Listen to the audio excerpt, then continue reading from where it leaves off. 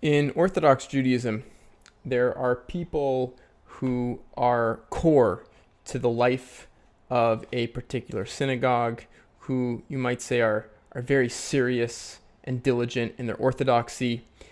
They participate in the Jewish rituals and prayer services day in, day out.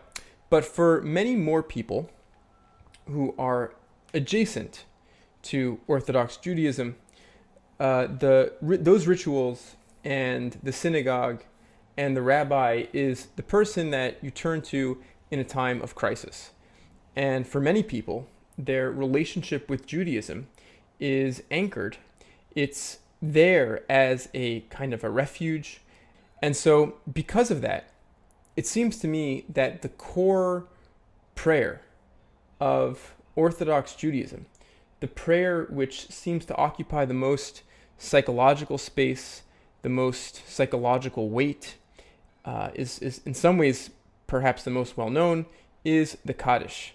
And it's so ubiquitous in a way that there's even a wild Allen Ginsberg poem called Kaddish, which he wrote for his mother, which of course plays upon the fact that this is a prayer for the dead.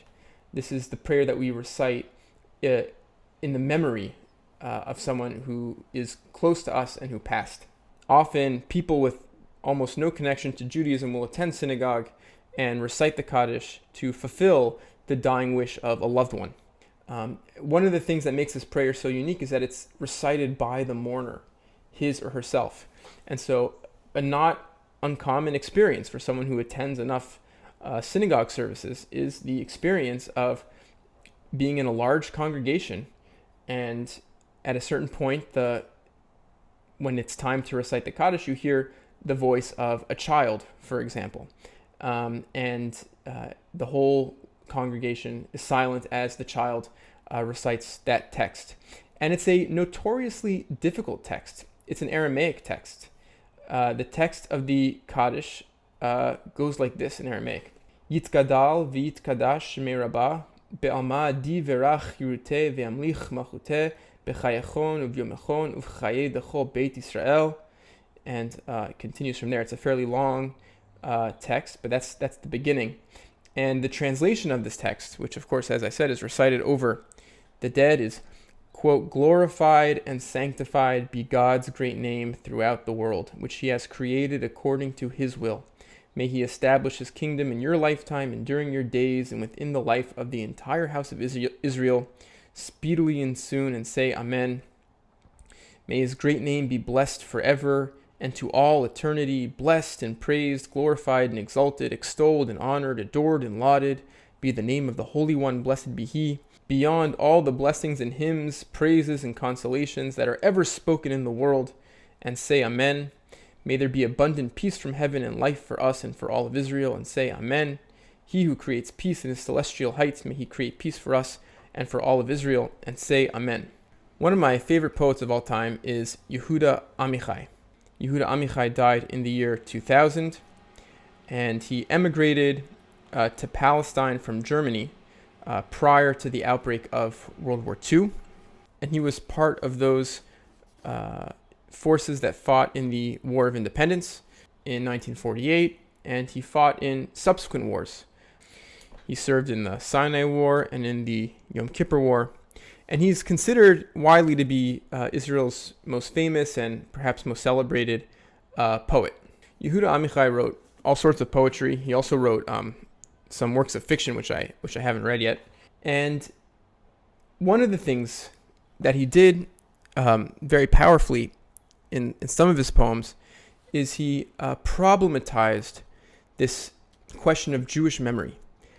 In Judaism, historical memory, our memory of past events, for example, the Exodus from Egypt, but also, all the holidays, come with their own stories, is so central to Jewish life and to Jewish ritual.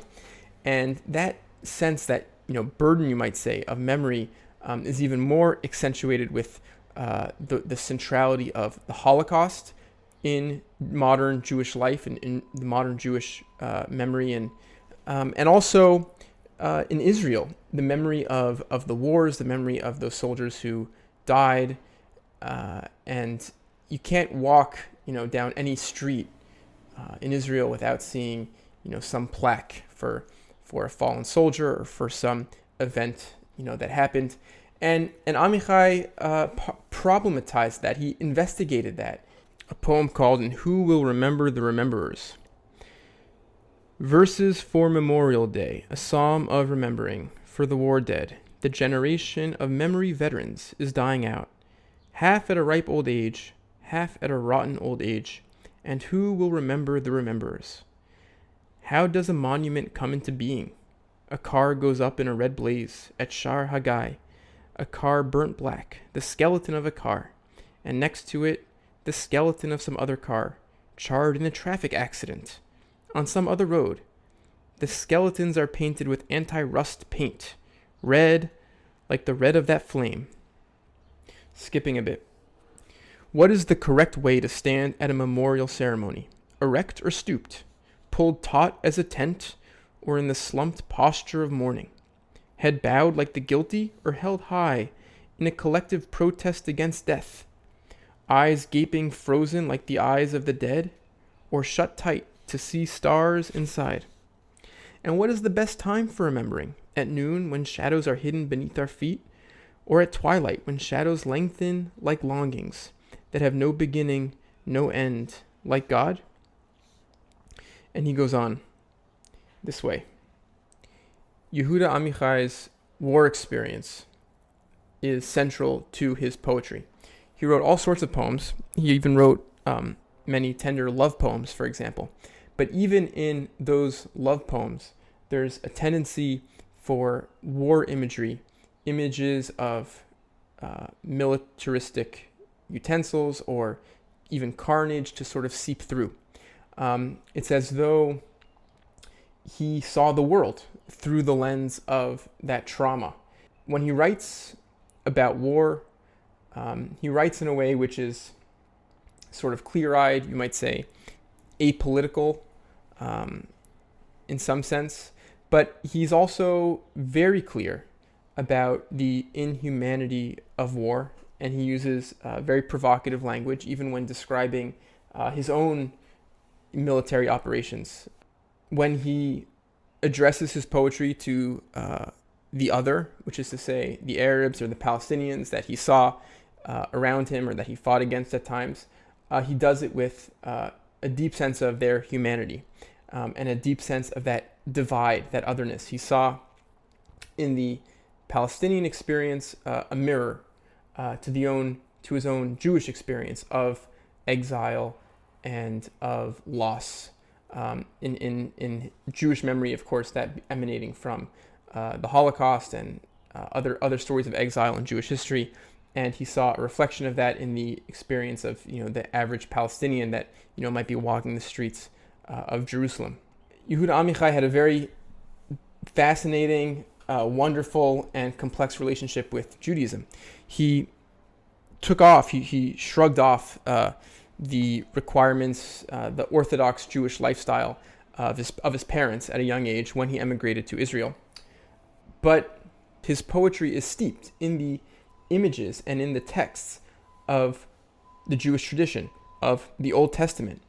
And he puns on Jewish ritual and Jewish experience. And he does it in a subversive way. He does it in a probing and questioning way, but at times he does it from a place of also appreciation as well. A well-known Yehuda Amichai poem is called The Amen Stone. And it's actually the last poem in this book. Quote, "On my desk is a stone with Amen carved on it, one survivor fragment. Of the thousands upon thousands of bits of broken tombstones in Jewish graveyards, I know all these broken pieces now fill the great Jewish time bomb, along with the other fragments and shrapnel, broken tablets of the law, broken altars, broken crosses, rusty crucifixion nails, broken houseware and holyware, and broken bones, eyeglasses, shoes, prostheses, false teeth, empty cans of lethal poison. All these broken pieces fill the Jewish time bomb until the end of days. And though I know all about this, and about the end of days, the stone on my desk gives me peace. And so just to interject with what we've read here is we sort of read this like kaleidoscopic blend of all these images which weigh heavily in Jewish memory, images from documentaries about the Holocaust or texts and stories about expulsions throughout the years of Jewish cemeteries being vandalized. And he says this is sort of like the bomb of Jewish memory that sort of is this explosion of shrapnel, which he carries a piece of on his desk. This stone, this piece of a gravestone that's obviously been destroyed and has the word Amen on it. And Amen is the sense of affirmation of like, let it be so. So just he ends the poem. It is the touchstone no one touches, more philosophical than any philosopher's stone. Broken stone from a broken tomb, more whole than any wholeness. A stone of witness to what has always been and what will always be. A stone of Amen and love. Amen, Amen, and may it come to pass. And that's the end of that poem. This poem is titled, My Mother Died on Shavuot. My mother died on Shavuot at the end of the counting of the Omer. So this is, I'm going to interject now, this is a ritual that's done every year for 49 days between the holiday of Passover and the holiday of Shavuot.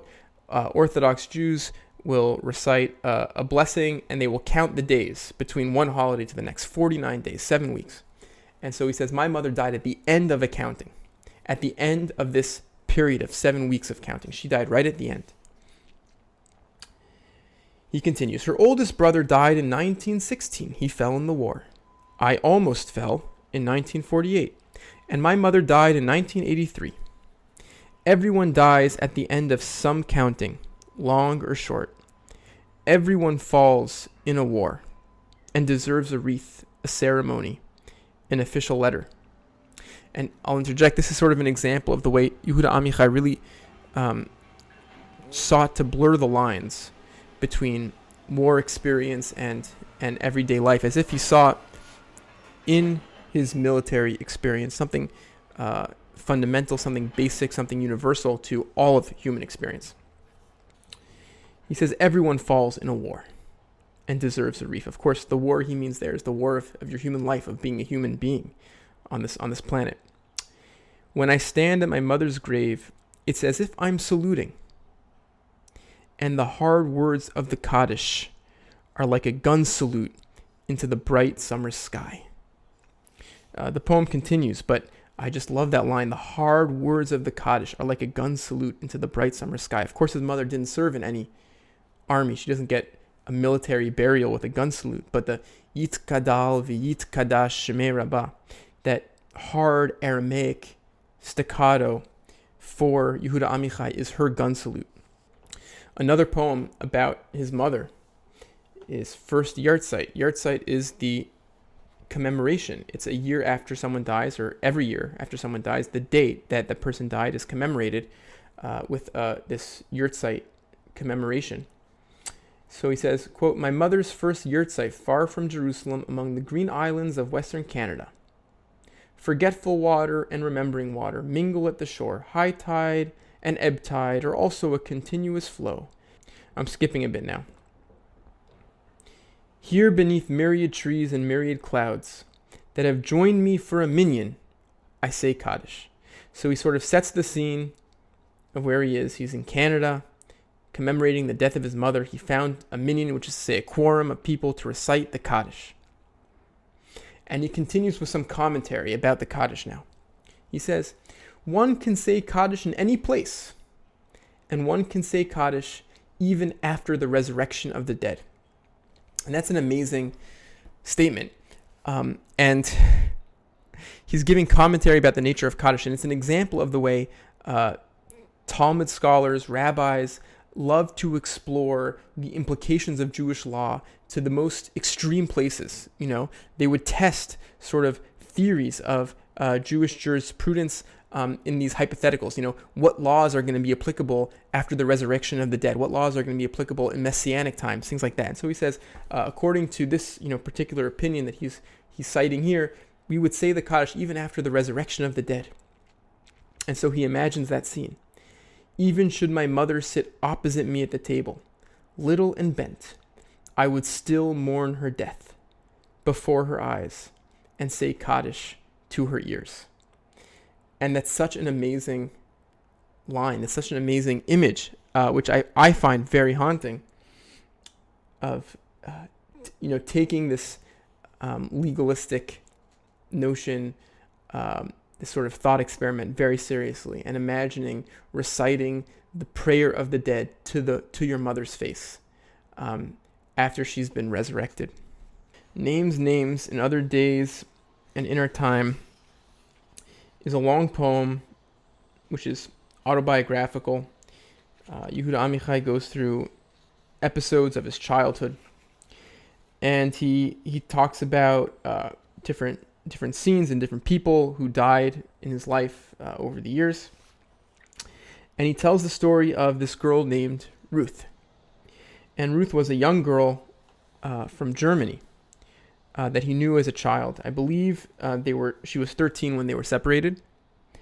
And he fled Germany before it was impossible to flee, whereas Ruth stayed in Germany and was killed in the Holocaust. And so he says, towards the end of this poem, Ruth, Ruth, Ruth, little girl from my youth, now she's a stand-in for otherness. Otherness is death. Death is otherness. Will you come back to me the way the dead sometimes come back to the living, as if they were born again? Does the arrow celebrate its return to the bow? And what about the ball that returns from the wall to the hands of the child at play? Skipping. He says, Ruth, Ruth, who died in my youth. Now the two giants, Yitkadal and Yitkadash, magnified and sanctified, will watch over your death.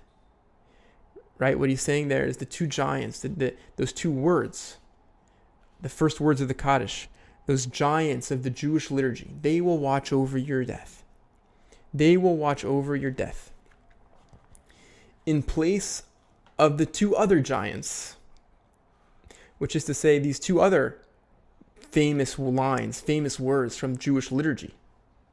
May he bless and may he keep you.